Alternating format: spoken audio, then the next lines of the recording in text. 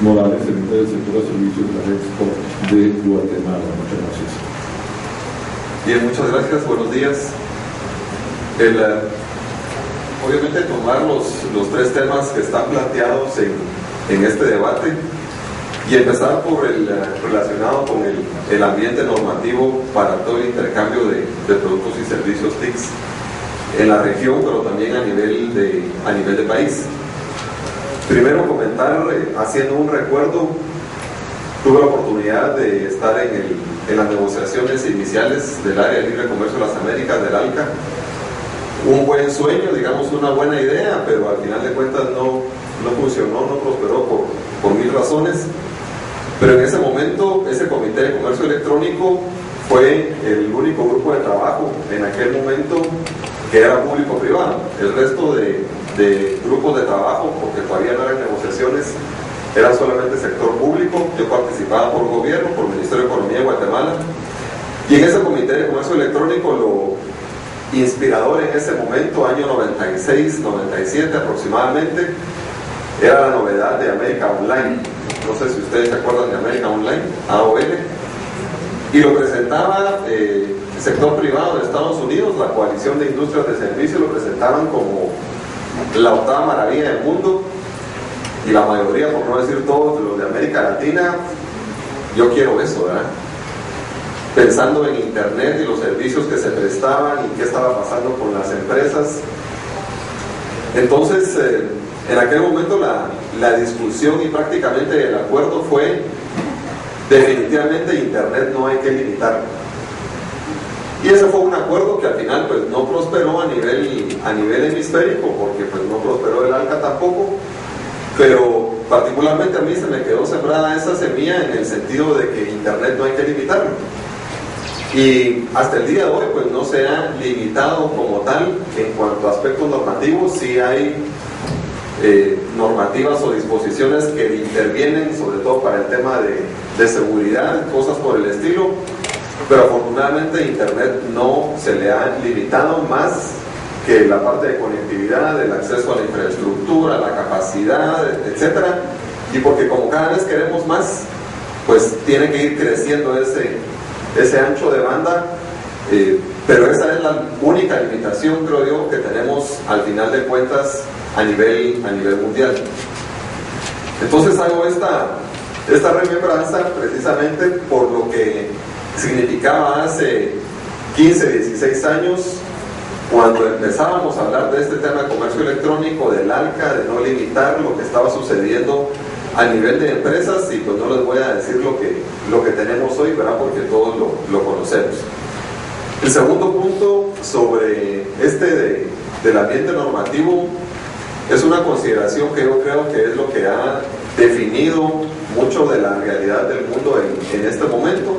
Uno es internet, obviamente, y otro es el comercio internacional. Y el comercio internacional y su vinculación con internet, porque al final de cuentas, aunque estamos exportando mercancías, ¿verdad? Como todo lo tenemos más conceptualizado, lo tangible que es la exportación de una mercancía o el comercio de una mercancía, mucho de eso está sucediendo obviamente por medio de internet, por medio de toda esta libertad en las comunicaciones, en el intercambio de datos, de información, y lo que decía Luis Mario en cuanto a el intercambio que se da entre las telecomunicaciones, pero también el comercio electrónico, el comercio internacional, por medio de internet, creo yo que son los dos factores que están incidiendo más a nivel mundial en nosotros las personas, en las empresas, en los gobiernos, en la democracia, la primavera árabe, todo eso, ¿verdad? Que estuvo sucediendo meses atrás, pero fue por medio de internet. Entonces ese ambiente normativo, entre comillas, que hoy no existe para internet, que sí existe para el comercio internacional, yo creo que es una combinación perfecta que nos está sucediendo hoy y que debemos aprovechar cada vez más desde el punto de vista de las tecnologías de la información y las comunicaciones para potenciar estos negocios internacionales. Y no voy a hablar de impuestos, que ya los abordó Luis Mario antes, pero tal vez yo creo que lo más relevante para muchos de nosotros en cuanto a ambiente normativo es conocer el proceso de importación y exportación de esto de las TICs.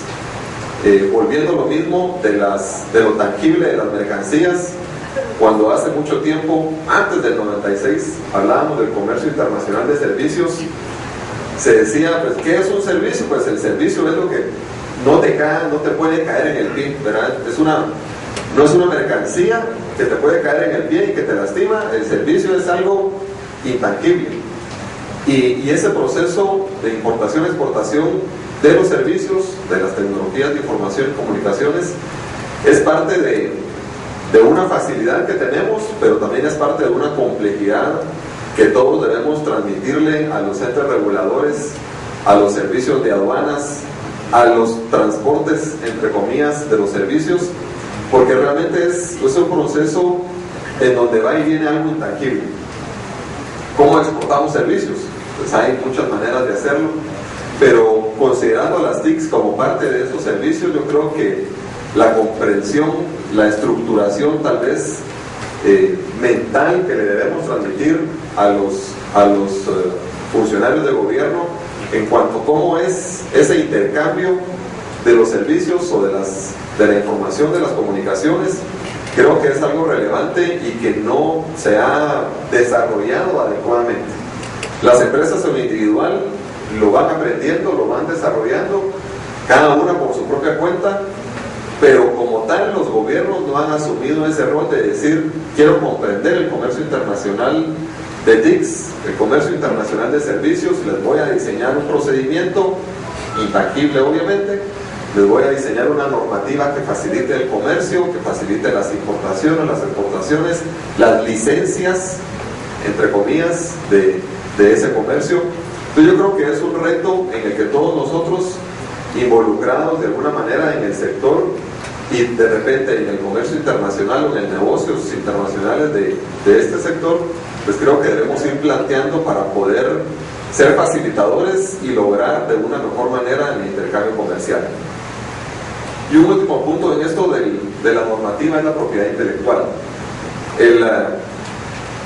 Yo en algún momento me convertí, digamos, en un evangelizador de la propiedad intelectual. Bueno, lo sigo siendo, no es que no lo sea ahora, pero pues les enseñaba a mis hijos sobre el tema de no a la piratería. Y como es tan fácil decir, ¿y qué tienes si copio una canción, un disco de un cantante y ya gana muchos millones y tiene mucha plata, y un disco que yo le copie no va a pasar nada? No lo voy a hacer más pobre, digamos, de alguna manera. Y por el estilo con los programas de software. Entonces, pues viendo anuncios que salen en las salas de cine en Guatemala, empecé a hacerle conciencia a mis hijos porque, pues, muy normal para todos ser pirata. Desgraciadamente es muy normal para todos. Entonces empecé con esta conciencia, con mi esposa también, ¿verdad? Ella es autora de libros o ha sido coautora de algunos libros, y un poco el tema fue llevando el ejemplo de las autorías de mi esposa en libros hacia este tema de propiedad intelectual. ¿Y qué tal si un día te piratean tu libro, verdad? No importa. No importa, olvídate de las regalías, si te pagan regalías.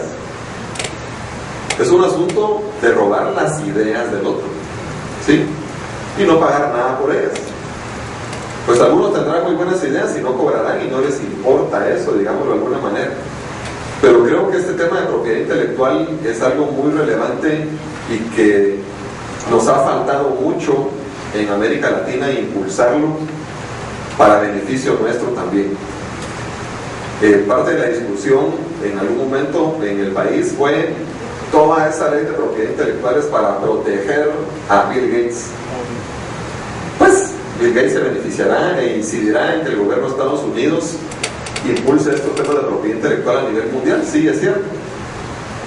Pero nosotros debemos aprovechar también esa corriente como creadores, como autores de programas, de sistemas, y realmente no estamos a veces muy conscientes también de eso. En alguna oportunidad, dando clases en la universidad, había alguien que diseñaba programas, y básicamente los diseñaba para una de las empresas de telefonía móvil en Guatemala. Y yo le pregunté, ¿y ya patentaste tu sistema? No. ¿Y en qué quedaste con la empresa si le desarrollabas su programa? En nada. ¿Y en tu contrato dice algo que si lo que desarrollaste es tuyo o es de la empresa? No. Pues andá y hacelo, ¿eh? Entonces, realmente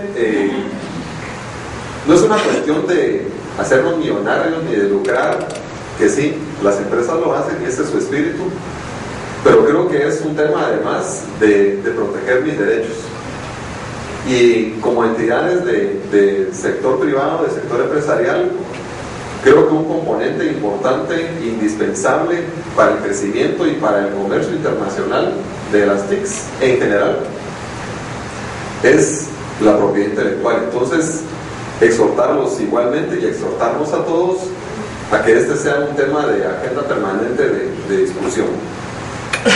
El segundo punto sobre esquemas de integración acá en el hemisferio América Latina y el Caribe, pues también tenía apuntado lo del ALCA, y ahí solamente lamentar que el ALCA nunca prosperó, ¿verdad? Por el egoísmo nacional de los países, al final de cuentas, de los gobiernos, y de repente de la incidencia de algunos sectores privados que siempre están atrás de los gobiernos. Pero digo lamentablemente que no prosperó porque era una excelente iniciativa, se avanzó bastante y no pudo concretarse, y estoy seguro que de alguna manera aquel Comité de Comercio Electrónico nos hubiera adelantado muchísimo a las condiciones que hoy tenemos en el continente americano.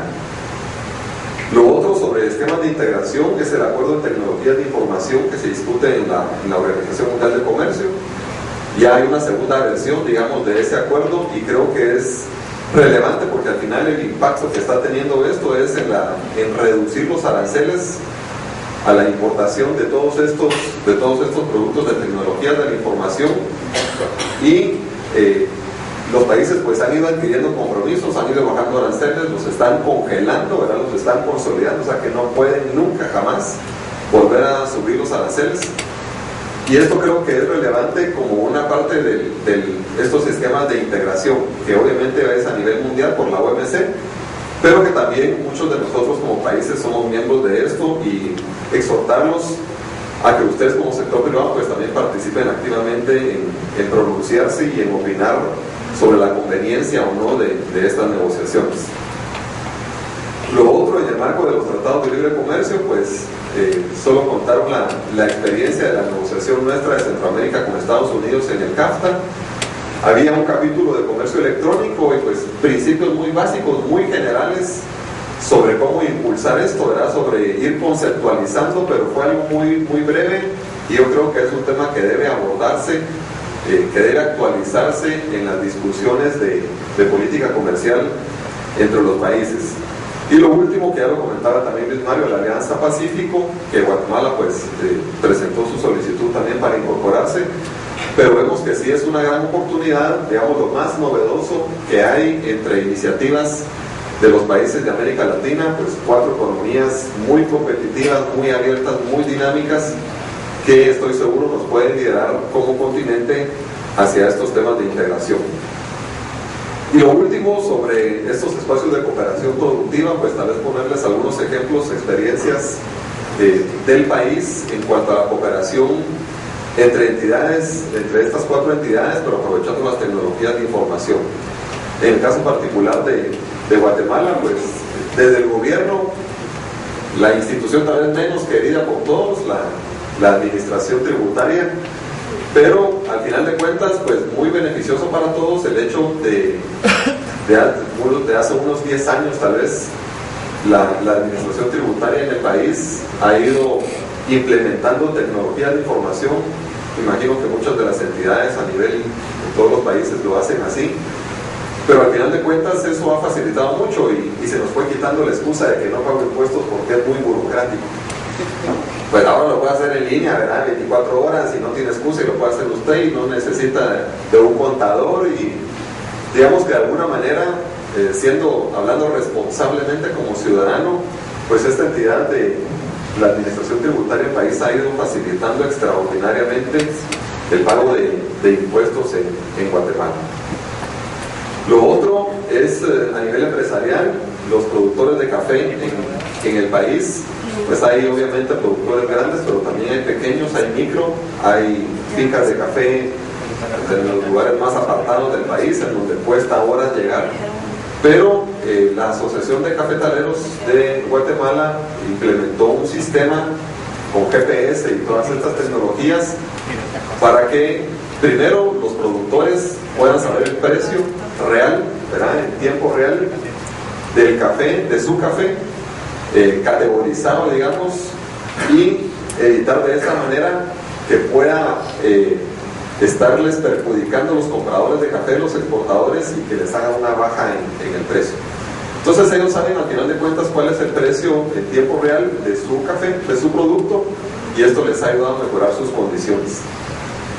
Y lo otro con los mismos cafetaleros es que si yo quiero comprar un café determinado de una región, de una finca en particular, pues yo entro igualmente a la página de Anacafé, de esta asociación, y puedo buscar la finca específica y hago el pedido, puro comercio electrónico, pero además no es con Amazon, ¿verdad?, que está por ahí el sistema logístico, es con una finca que está a 12 horas, con suerte, de la ciudad capital de Guatemala. Entonces, experiencias muy enriquecedoras en donde esa cooperación entre academia, gobierno, sector privado se está dando. Y una experiencia también particular de la asociación que represento, AGEXPORT, en algún momento el Ministerio de Economía le delegó a la asociación hace unos 15, 18 años la administración de estas ventanillas de exportación. Allá en Guatemala le decimos la UPE. Y esta ventanilla pues ha sido extremadamente exitosa, pues administración privada se ha ido invirtiendo los mismos recursos que se generan para facilitar la expedición de las pólizas, de las licencias, y al final de cuentas pues cuando empezó la ventanilla era una visita de altares, ¿verdad? El exportador que tenía que ir de una institución a otra era un recorrido de un día entero, y al día de hoy pues al final las empresas obtienen su licencia de exportación en línea, 24 horas, es remoto. Obviamente siempre hay la accesibilidad física, digamos, presencial, pero la gran mayoría de exportaciones del país que se realizan por medio de esta ventanilla, pues lo hacen de una manera remota, en línea, y esto ha facilitado de una manera impresionante esta cooperación que mencionábamos entre empresa y gobierno también. Yo me quedo hasta acá entonces en cuanto a los comentarios y concluir con este asunto de la cooperación entre todos los sectores o los actores, lo relevante que es la comprensión, lo comentaba en un principio, la comprensión de qué son las TICs desde todo el punto de vista, sector privado que comprenda al gobierno que debe regular, y el gobierno que comprenda al sector privado que quiere hacer negocios, pero al final sin una buena coordinación, sin una buena cooperación, pues no va a haber oportunidad nunca de poder avanzar en estas cooperaciones. Gracias.